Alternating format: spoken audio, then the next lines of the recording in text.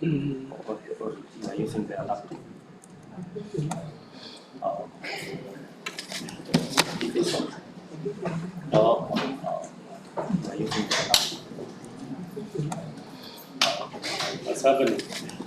If it's on, or using their laptop. What's happening? If it's on, or using their laptop. What's happening? If it's on, or using their laptop.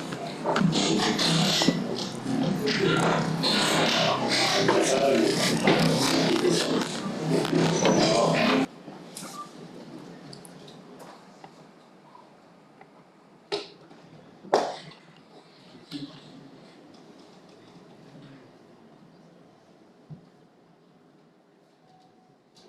basi nitaweza kuhakikisha simu basi.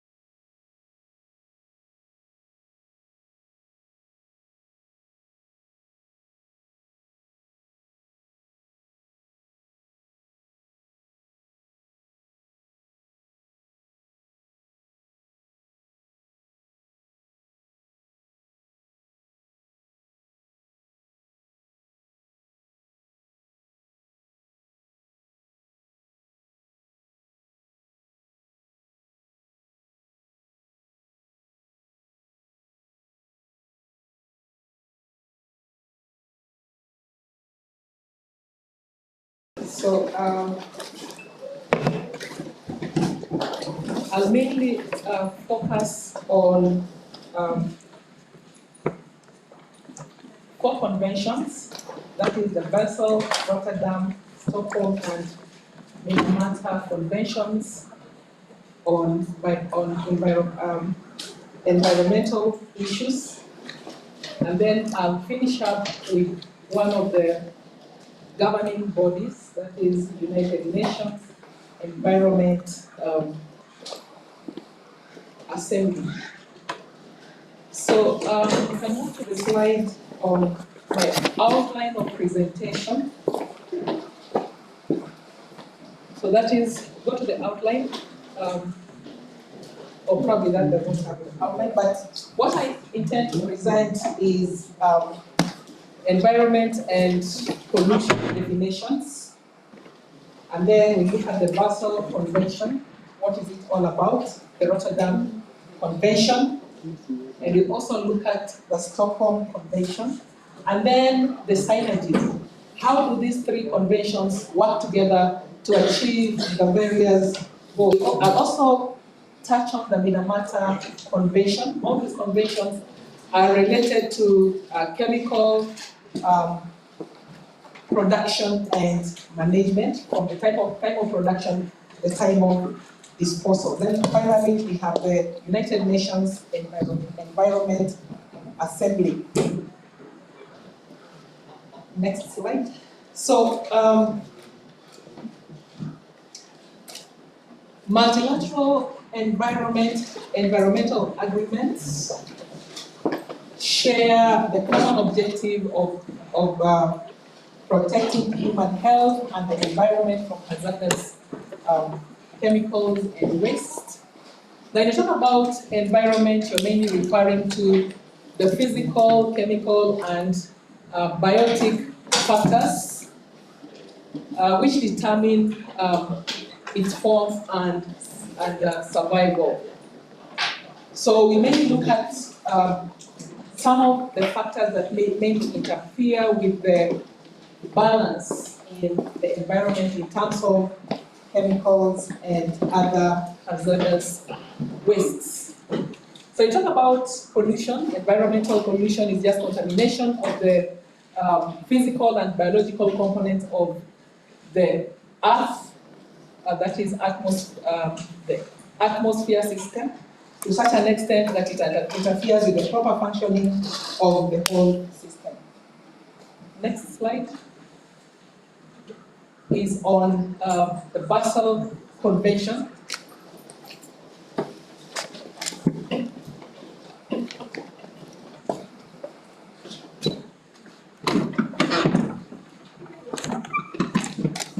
The Basil Convention, which is on the control of transboundary movement of hazardous wastes and their disposal.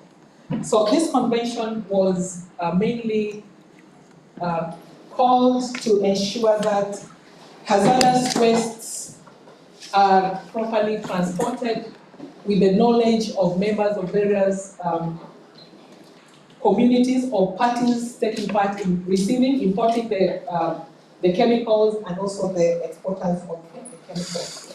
So as we look at this, we should be asking ourselves, what are hazardous wastes?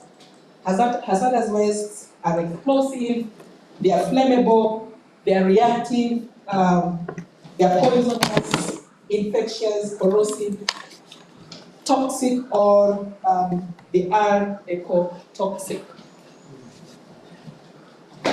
So what triggered the convention? So this was due to the awakening environmental awareness and corresponding tightening of environmental regulations in the industrialized world in the 70s and 80s.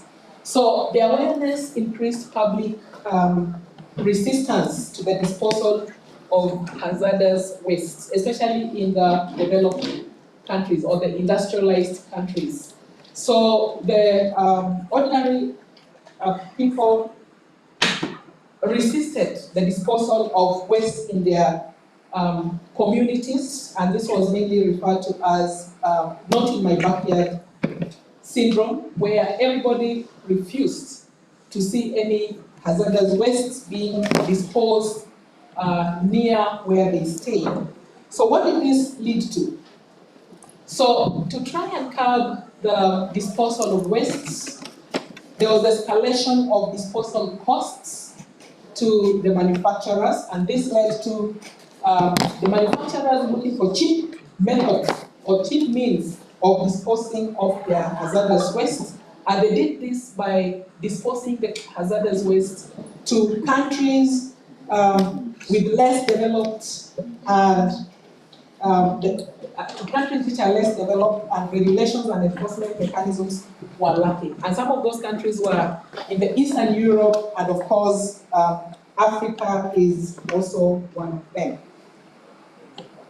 So the Basil Convention was adopted in 1989 by the Convention of Representatives in Basel, Switzerland, and that is where the name Basil Convention comes from. And it was enforced on 5th May 1992. So it was mainly in response to a public outcry following the discovery in the 80s in Africa and other parts of the developing world of deposits of toxic wastes imported from abroad. So you find that the developed countries took advantage of lack of knowledge of the developing countries to secretly bring toxic waste and deposit them, for instance, in seas closer to some of those countries. Now, what was the objective of this convention? It was it is to protect human health and environment against the adverse effects of inappropriate management of hazardous wastes worldwide. So that is the importance of this convention. Otherwise, without it, we find that probably there will be still rampant disposal of harmful wastes to the developing countries. So this convention is the most comprehensive global treaty dealing with hazardous waste materials throughout their life cycle. That is from the time of production to the time of disposal. So the aims of this convention, aims and provisions, was the reduction of hazardous waste generation and the promotion of environmentally sound management of hazardous waste wherever the place of disposal. So it does not matter the place of disposal. And second provision is the restriction of transboundary movement of hazardous wastes, except where it is perceived to be in accordance with the principles of environmentally sound management. So, and the other provision is regulatory system applying to cases where transboundary movements are permissible. So in this particular case, then to transport some of these hazardous chemicals from one country to the other, especially countries that are party to this convention, then you had to seek consent. You have to inform the country that is going to receive the chemicals, the nature of the chemicals, how toxic, and then the other party can decide on whether they want to receive the chemicals or not, or whether they want to receive them in future or not. So they have to sign a consent agreement so that nobody is violated. So why was this convention necessary? So we know that at the moment there is a great growth in chemical production and trade, because we know that we need the chemicals for various uses, including probably manufacture. We can also talk about manufacture of plastics, manufacture of drugs, and such kind of chemicals. So it was because there was a rise in the production of those hazardous chemicals and especially pesticides that led to this convention. And then some countries lacked adequate infrastructure to monitor the import and use of these chemicals. So these countries were mainly vulnerable. So to try and help these countries control what comes into the in and out, then this convention was brought together. Now, it was also held in response to, I think we have moved to the next convention, and that is the Rotterdam Convention.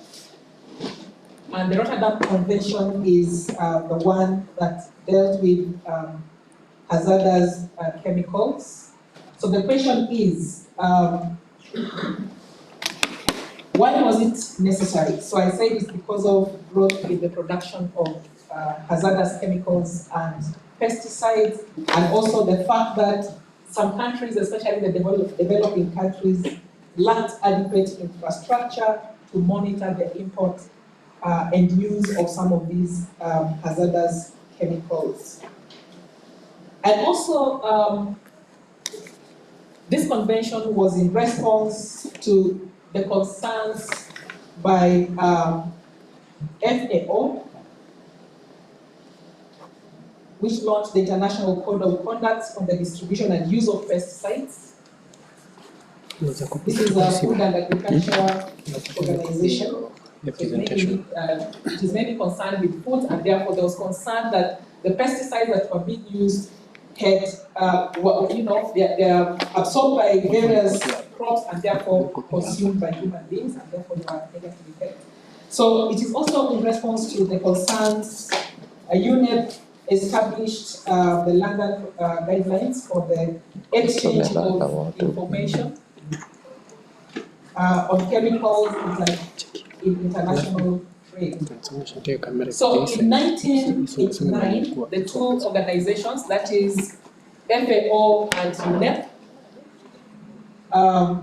they jointly introduced the voluntary prior informed consent, the one I talked about, which could be used to guide in the import and export of the hazardous chemicals. So this convention covers pesticides and industrial chemicals that have been banned on severely restricted for health or environmental reasons by the parties. So it also provides parties with a first line of defense against hazardous chemical wastes. Now, apart from those, it also promotes international efforts to protect human health and the environment, as well as enabling countries to decide if they want to import hazardous chemicals and pesticides listed in the convention. So it means that if a country has to do that, the parties are informed. You don't do it without prior knowledge. So this convention was adopted in 1998, again by a conference of representatives in Rotterdam, in the Netherlands, and that is where again the name Rotterdam comes from. And it was enforced in February 2004. So you can see that from the time of adoption, it took about 6 years before the enforcement, because of course there has to be consultations with various parties. So as I said, this convention is jointly implemented by FAO and UNEP. So the two provisions to achieve its objectives, that is prior informed consent. As I said, the procedure was made known to all parties so that you don't just import chemicals without knowing exactly what you are importing. And the other one is information exchange. For instance, if you maybe you have manufactured a chemical that is hazardous, you have to let other parties know. So in terms of information exchange, that facilitates information exchange among parties for a very broad range of potentially hazardous chemicals. So each party is expected to notify the Secretariat when taking a domestic regulatory action to ban or severely restrict a chemical. So if a country realizes that there's a chemical that requires banning or restriction, you don't just keep it to yourself, but you have to inform this convention of the Secretariat of the Convention so that the same information can be passed to the other members of the convention. So I also said that the possibility for a party to inform other parties that it is experiencing problems caused by, let's say, certain hazardous pesticides. So if you experience problems, maybe it was not anticipated. So you don't just keep it to yourself. You have to communicate, exchange that information with other members of other parties of the convention. So to achieve the objectives, those are the two key provisions: prior informed consent procedure and information exchange. So that will ensure that there is control in the use or management of those hazardous chemicals. Now, the third convention is the Stockholm Convention. The Stockholm Convention was mainly on persistent organic pollutants. Was mainly on persistent organic pollutants.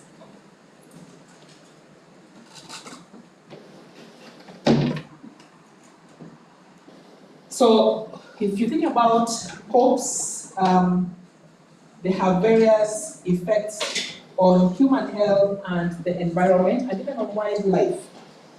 So they remain intact in the environment for long periods of time. In other words, they undergo biological accumulation or magnification with time. So it's not easy to biodegrade them. So they remain in the environment. If they are used, for instance, in the 90s, you can still experience their effects up to this time. So they become widely distributed geographically very easily because they are persistent on the environment. And also they accumulate in fatty tissues of humans and wildlife. So in the long run, you find that as you go up the food chain, it undergoes bioaccumulation. So those are some of the problems of these POPs.